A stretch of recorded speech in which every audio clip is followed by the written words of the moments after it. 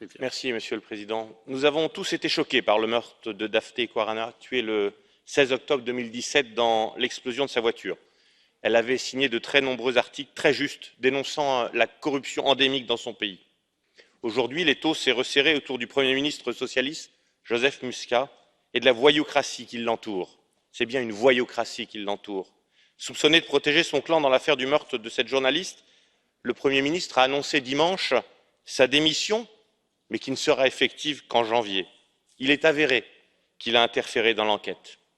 Et pourtant, on entend peu les condamnations des socialistes dans cet hémicycle. Ils devraient dénoncer plus fort cette atteinte aux droits de l'homme. Quant aux socialistes français, éternels donneurs de leçons, quasi silence radio. Le groupe SED s'accommode bien facilement de la présence en son sein du parti travailliste maltais si corrompu. C'est ce gouvernement, cette majorité, ce parti qui font commerce de passeports, choisissant une immigration de milliardaires douteux ou quasiment d'essence terroriste. Mais ce n'est pas l'article 7, instrument illégitime d'essence fédéraliste, qui permettra une résolution de cette crise. C'est le peuple dans la rue. C'est au peuple maltais de choisir son destin.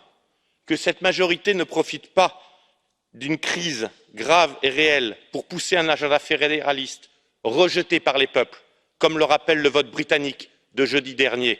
Le Premier ministre maltais a démissionné. Tout son gouvernement doit le faire, poussé par le peuple. Et de nouvelles élections libres, sans tutelle de l'Union européenne, doivent être organisées à Malte.